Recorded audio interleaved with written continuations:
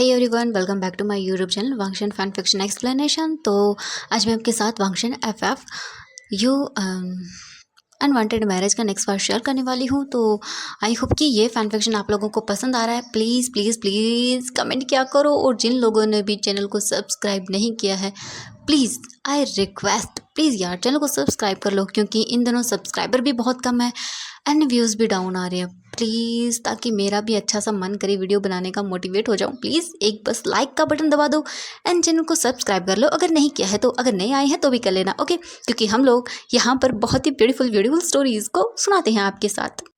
तो अगर आप लोगों को स्टोरी सुनने में इंटरेस्ट है तो प्लीज़ चैनल को सब्सक्राइब कर लीजिएगा।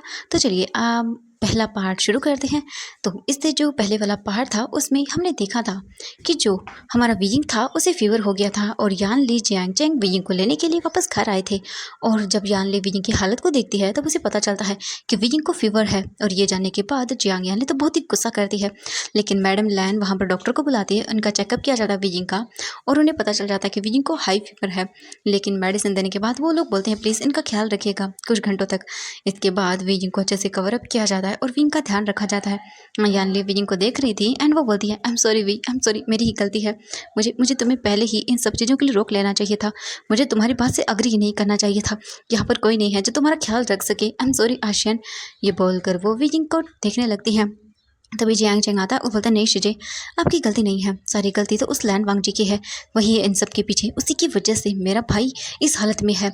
मैडम लैन कुछ भी नहीं बोलती, क्योंकि वो जानती थी कि हाँ कहीं ना कहीं उन्हें लोगों की गलती है।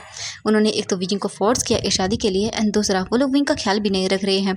यानली और चैंग विजिंग के पास वहीं पर बैठ जाते हैं।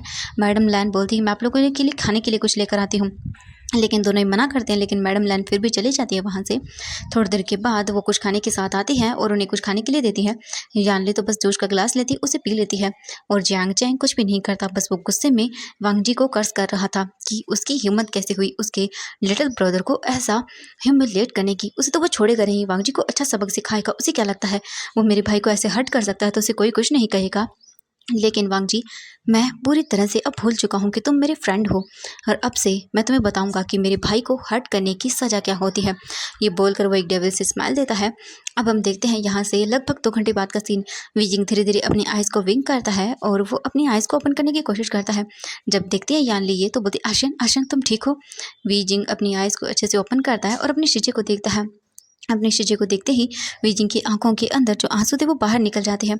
यान ली जल्दी से वीजिंग को गले लगाती है और बोलते आशन ठीक हो जाओ, मैं यहीं पर हूँ, ठीक है, तुम्हारी शीशे है यहाँ पर। ये सुनने के बाद वीजिंग स्माइल करता है और बोलता फिर यान ली वीजिंग को उठने में हेल्प करती है। वीजिंग उठकर बैठ जाता है। जैंग चैंग विंग को देखता है और बोलता वीजिंग तुम ठीक हो। वीजिंग देखता है चैंग को और अपने सिर को हाँ में हिलाता है और बोलता मैं ठीक हूँ। ये सुनने के बाद यान ली बोलती है 1 मिनट रुको। तभी वो जाती हैं और एक सर्वेंट को बोलती हैं कि वीजिंग के लिए कुछ खाना लेकर आया जाए जो कि काफ़ी हेल्दी हो। वो सर्वेंट चली जाती है। थोड़ी देर के बाद वहाँ पर मैडम लैन आती है कुछ खाने के साथ, और वो सर्वेंट को खाना रखने के लिए बोलती है। यान ली जल्दी से जाती है, खाना लेती है और वो अपने हाथों से वीजिंग को खाना खिलाती है। वीजिंग चुपचाप करके खाना खा लेता है। खाना खाने के बाद यान ली वीजिंग को मेडिसिन देती है और वो वीजिंग के पास बैठकर वीजिंग को देखने लगती है। वीजिंग चुपचाप था और वो कुछ भी नहीं कर रहा था, बस चुपचाप करके सभी चीज़ें करता जा रहा था। वो गुस्सा देख सकता था यानली की आंखों में और जियांग चैंग दोनों की ही आंखों में, लेकिन फिलहाल वो कुछ भी नहीं कर सकता था। वो जानता है कि उसके दोनों ब्रदर एंड सिस्टर बहुत ही गुस्सा है उससे कि उसने क्यों कहा शादी के लिए, लेकिन उसकी भी मजबूरी थी। वो मतलब नहीं होते देख सकता था अपनी फैमिली की इंसल्ट सबके सामने, इसीलिए उसने अग्री कर दिया था। और बस इसी का नतीजा था ये सब। वीजिंग चुपचाप करके सभी चीज़ें सहन कर रहा था। थोड़ी देर के बाद यानली बोलते आशियन हम तुम्हें लेने के लिए आए हैं, तुम जानते हो कि रस्म होती है वापस घर जाना। वीजिंग अपने सिर को हमें हिलाता है तो यानली बोलती है वीजिंग तो चले। वीजिंग देखता है और बोलता हाँ। तो चैंग बोलता है वीजिंग की हालत अभी ठीक नहीं है, लेकिन यानली बोलती है और यहाँ पर उसकी हालत और भी ख़राब हो जाएगी। ये सुनने के बाद मैडम लैन कुछ भी नहीं बोलती है। वो बोलती है कि वो कुछ सामान रखवा देती है, गिफ्ट्स वगैरह, क्योंकि ऑब्वियसली दिए जाते हैं। तो यानली कुछ भी नहीं बोलती। इसके बाद जो मैडम लैन थी वो चली जाती हैं और काफ़ी सारे गिफ्ट जो उन्होंने रेडी करवाए थे, क्योंकि उन्हें पता था कि ये रस्म होने वाली है तो ऑब्वियसली गिफ्ट की ज़रूरत पड़ेगी ही, इसीलिए उन्होंने पहले ही बोल दिया था। फिर वो गार्ड से बोल देती हैं कि सामान को सभी कार के अंदर रखवा दिया जाए जिसके अंदर जियांग चैंग और यानली आए थे। उसके बाद यान ली उठाती है वीजिंग को और वीजिंग उठ जाता है। वो अपने आप को स्ट्रॉन्ग दिखाने की कोशिश करता है। उसके बाद यान ली और चैंग बोलते हैं वीजिंग एक काम करो, तुम फ्रेश अप होके रेडी होके नीचे आ जाना, ठीक है, हम लोग वेट कर रहे हैं। वीजिंग अपना सिर हामी हिलाता है। इसके बाद यान ली और चैंग दोनों रूम से बाहर निकल कर आते हैं। वीजिंग डोर को बंद करता है और फिर वो एक डीप ब्रीथ लेता है। अभी भी उसकी बॉडी वीक थी, ठीक से मूव नहीं कर रही थी, लेकिन वीजिंग को करना था। वीजिंग कपड़े लेता है जो कि उसके लिए रखे गए थे वहाँ पर 2 जोड़ी। वीजिंग उन्हें उठाता है और वो सीधा चला जाता है वहाँ से वॉशरूम में। वीजिंग शावर लेता है। शावर लेने के बाद अच्छे से वो अपनी बॉडी को देखता है जहाँ पर बहुत निशान थे, और उन निशानों को देखकर वीजिंग की रात की हर एक बात याद आ रही थी। कैसे वो वांग जी से ये सब न करने के लिए बोल रहा था और वांग जी बस वीजिंग के साथ इंटीमेट होता जा रहा था। वीजिंग कितनी बुरी तरह से हर्ट हो चुका था। वीजिंग को ब्लीडिंग भी हुई थी, लेकिन उस वांग जी को इन सब चीज़ों से कोई फ़र्क नहीं पड़ता। वीजिंग देखता है साइड में तो वहाँ पर बेडशीट थी जो कि वीजिंग ने रख दी थी, क्योंकि कोई भी देखेगा तो उसे अच्छा नहीं लगेगा। वीजिंग ने चेंज कर दी थी। वीजिंग कुछ भी नहीं करता। वीजिंग फिर चुपचाप करके उस बेडशीट को वहीं मतलब छुपा देता है ताकि वो आने के बाद उसे वॉश कर दे। वीजिंग फिर ऐसे ही रहता है थोड़ी देर। उसके बाद फिर वो निकल कर बाहर आता है, अपने बालों को ड्राई करता है। बालों को ड्राई करने के बाद वीजिंग जल्दी से वहाँ पर कुछ मेकअप का थोड़ा बहुत सामान रखा हुआ था उसे अपने जो निशान थे बॉडी पर उन्हें हाइड करता है, क्योंकि अगर उसकी शीजें ने देख लिए और गगन ने देख लिए तो बहुत बुरा हो जाएगा। वीजिंग उन्हें हाइड करता है। उन्हें हाइड करने के बाद वीजिंग अपने फेस पर एक फेक सी स्माइल लेकर आता है, डोर को ओपन करता है और बाहर चला जाता है।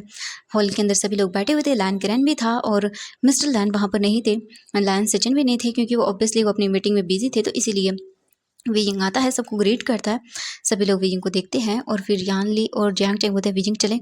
वीजिंग अपना सिर हामी हिलाता है। उसके बाद वो वीजिंग को सहारा देते हुए लेकर चले जाते हैं। लैन देखता है मैडम लैन को और बोलता है वांग जी कहाँ पर है। उसे जाना चाहिए था वीजिंग को लेकर, न कि यहाँ पर इन सबको आना चाहिए था, क्योंकि वो नहीं गया वीजिंग को लेकर, इसीलिए इन्हें आना पड़ा। ये सुनने के बाद जो बोल सकते हैं मैडम लैन थी, वो बोलती है वांग जी वो कॉलेज गया है। ये देखने के बाद वो बोलता है कि अच्छा उसके लिए कॉलेज इंपॉर्टेंट था, लेकिन उसकी तो लीव ली गई थी ना, वो भी पूरे 10 दिनों की। ये सुनने के बाद मैडम लैन बोलती है हाँ अब तो जानते हैं वांग जी कितना ज़िद्दी है और अभी भी वो ये सब चीज़ें एक्सेप्ट नहीं कर रहा है। ये सुनने के बाद लैन किरण को गुस्सा आता है और वो बोलता है कि अभी के अभी वांग जी को कॉल करो। लेकिन मैडम लैन बोलती अभी तो वो क्लास अटेंड कर रहा होगा। लैन किरण बोलता ठीक है, मैं भी उसका वेट कर रहा हूँ, उसे आने दो, आज तो अच्छे से बताऊँगा। ये बोलकर वो गुस्सा करता है। वहीं हम दूसरी तरफ वांग जी को देखते हैं।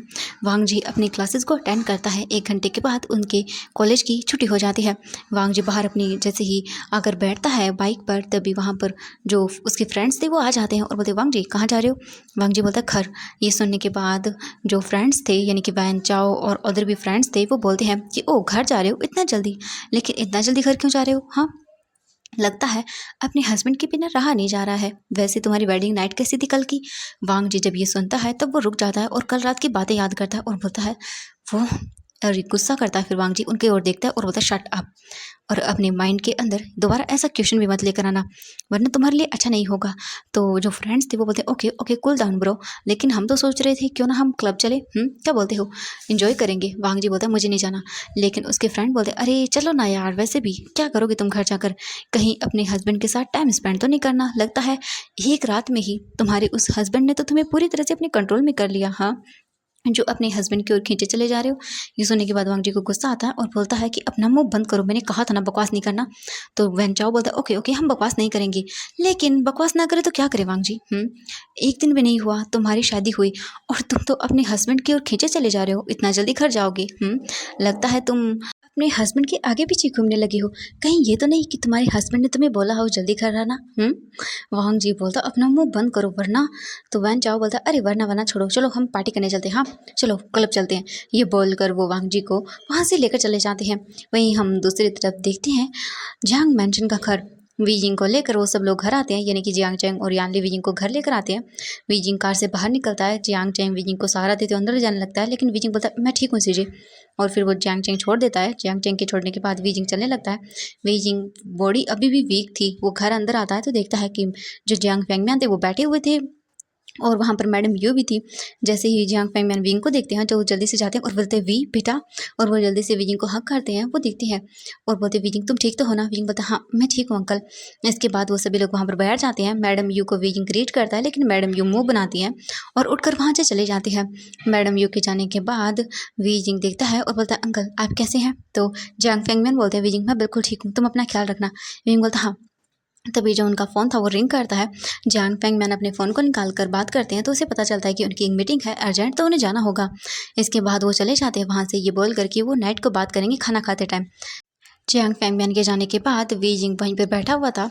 तभी यानली बोलते वीजिंग चलो तुम अपने रूम में चलो, ठीक है आराम कर लो। वीजिंग अपना सिर हाँ में हिलाता है। इसके बाद यानली वीजिंग को उसके रूम में लेकर जाती है और वीजिंग को वो बेड पर ले जाकर लेटा देती है। वो बोलते अर्शन तुम रेस्ट करो, ठीक है मैं बाद में तुम्हारे पास आती हूँ, ओके। वीजिंग अपने सिर को हाँ में हिलाता है और वहाँ से यानली चली जाती है। यानली के जाने के बाद वीजिंग चाप बस लेटा रहता है और वो पूरे रूम को देखता है। उसने इस रूम को एक ही दिन के अंदर बहुत मिस कर लिया। वी जिंग को बहुत हर्ट हो रहा था, उसके हर्ट में पेन हो रहा था। वहीं हम दूसरी तरफ देखते हैं वांग जी को। वांग जी क्लब में जैसे ही आता है तभी जो वांग जी था उसका फ़ोन रिंग करता है। वांग जी फ़ोन को निकालता है तो देखता है कि फ़ोन उसके अंकल लायन किरण का था।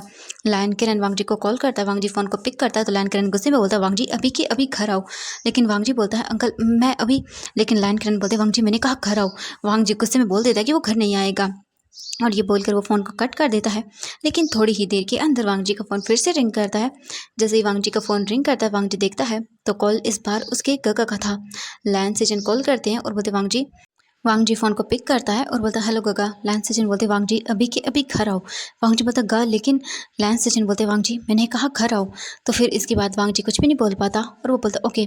फिर वांग जी अपने फ्रेंड्स को बोल देता है कि वो नहीं आ सकता। सभी लोग वांग जी का मजाक बनाते हैं और इस चीज़ से वांग जी को बहुत ही ज़्यादा विंग से नफरत होने लगती है, क्योंकि ये सब चीज़ें सिर्फ विंग की वजह से हो रही थी, क्योंकि आज तक उसे किसी ने भी इस तरह से ट्रीट नहीं किया था। लेकिन आज विंग के बाद आने के बाद से ये सब हो रहा है तो वांग जी को बहुत ही गुस्सा आता है। वांग जी गुस्से के अंदर वहाँ से वापस अपने घर के लिए निकल जाता है। थोड़ी देर के बाद वांग जी घर आता है। घर आने के बाद वो देखता है तो अब लोग इवनिंग हो चुकी थी, 7 बज चुके थे, क्योंकि ऑलरेडी ही उन्हें क्लब वगैरह जाने में काफ़ी टाइम हो चुका था। वांग जी जैसे घर आता है, अंदर जाता है तो देखता है कि हॉल के अंदर सभी लोग बैठे हुए थे। वांग जी अंदर आता है और वो अपने रूम की ओर जैसे ही जाने लगता है लैन किरण बोलते रुको। वांग जी रुक जाता है और पीछे टर्न होकर देखता है और बोलता है यस अंकल।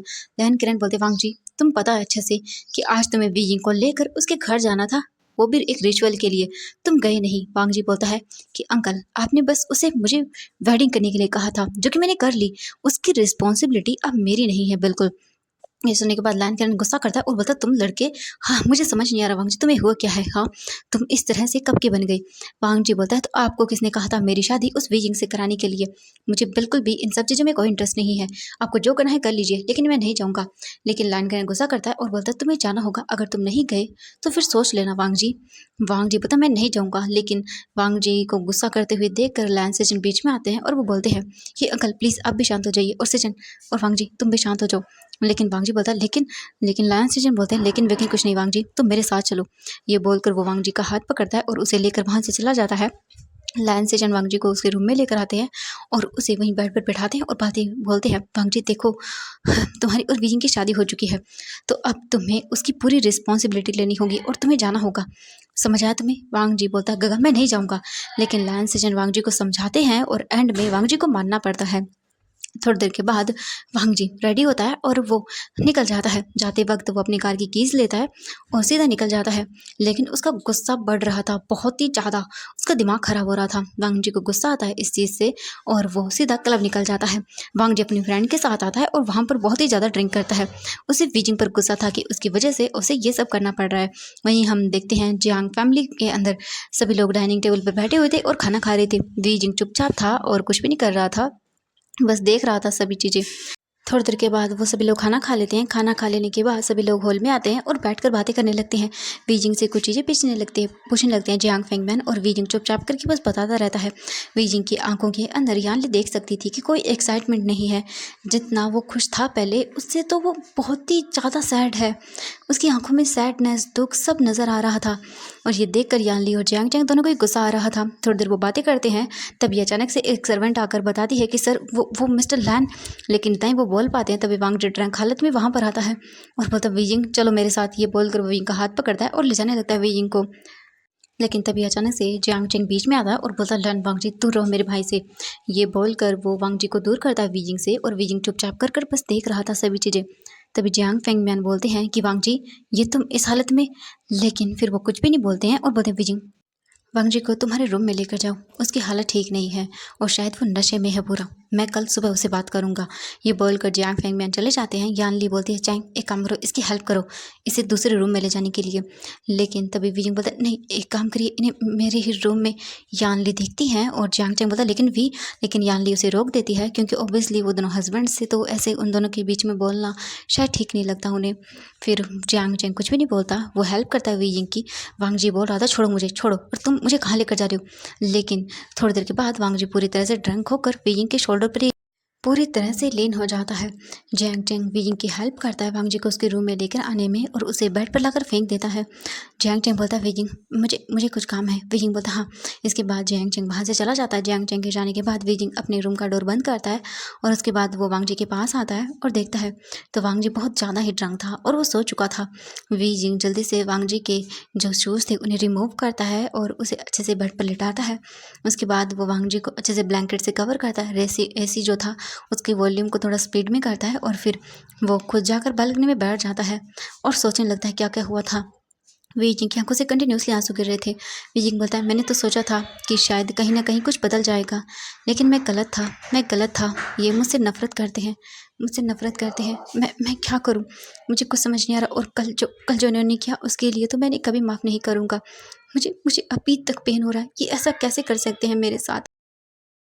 वीजिंग काफ़ी देर तक ये सब चीज़ें सोचता है और वो अंदर आता है तो देखता है कि वांग जी सो रहा था।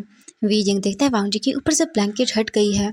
फिर वीजिंग जाता है और जैसे ही वो वांग जी के साइड में जो ब्लैंकेट थी उसे ठीक करता है तभी अचानक से वांग जी अपने आइज़ को ओपन करता है और वो वीजिंग को जब देखता है अपने इतना पास फेस के, तो वांग जी जल्दी से वीजिंग का हाथ पकड़कर उसे बेड पर पिन कर देता है और उसके ऊपर आता है और बोलता है तुम। वीजिंग बोलता है वो छोड़िए मुझे। ये बोलकर वीजिंग वांग जी को साइड करने लगता है, लेकिन वांग जी वीजिंग की बॉडी पर अपनी बॉडी को प्रेस करता है और उसके एक हाथ को अपने हाथों से पकड़ता है और फिर दूसरे को और उसके हाथों को पिन करता है और फिर वीजिंग के फेस को टच करते हुए बोलता है तुम बहुत ब्यूटीफुल हो। तुम इतनी खूबसूरत कैसे हो, मैंने आज तक तुमसे खूबसूरत पर्सन नहीं देखा। I love you. तुम बहुत ब्यूटीफुल हो। मैंने कभी नहीं सोचा था कि मैं अपनी लाइफ में इतना ब्यूटीफुल पर्सन देखूंगा। ये सुनते ही तो जैसे मानो वीजिंग की हार्ट बीट ही फास्ट हो गई थी। वीजिंग कुछ भी सोच समझ नहीं पा रहा था। उसे उसे लग रहा था जैसे कोई वो ड्रीम देख रहा हो, लेकिन ये ड्रीम नहीं, ये सच था। वीजिंग वीजिंग बोलता व्हाट। लेकिन वीजिंग फिर वांग जी की हालत देखता है जो कि ड्रंक था। वांग जी धीरे धीरे करके वीजिंग के लिप्स की ओर आगे बढ़ता है और वो वीजिंग के लिप्स को किस करने लगता है। वीजिंग की आंखों से आंसू निकल रहे थे। ऑफ कोर्स ये वांग जी सिर्फ ड्रंक हालत में कर सकता है। शायद उसे वीजिंग के अंदर लूसी दिख रही थी। वीजिंग बहुत ही बुरा फील करता है और वो वांग जी को साइड करने लगता है, लेकिन वांग जी अग्रेसिव होने लगता है और वो वीजिंग को फिर से वाइडली किस करने लगता है, वीजिंग के लिप्स बाइट करने लगता है और वीजिंग को इससे हर्ट हो रहा था। वीजिंग बस कैसे भी करके वांग जी को अब खुद से दूर करना चाहता था। वीजिंग को कल रात की चीज़ें याद आती हैं और वीजिंग पूरी तरह से कांप जाता है। वीजिंग बोलता नहीं नहीं वो दोबारा नहीं कर सकता।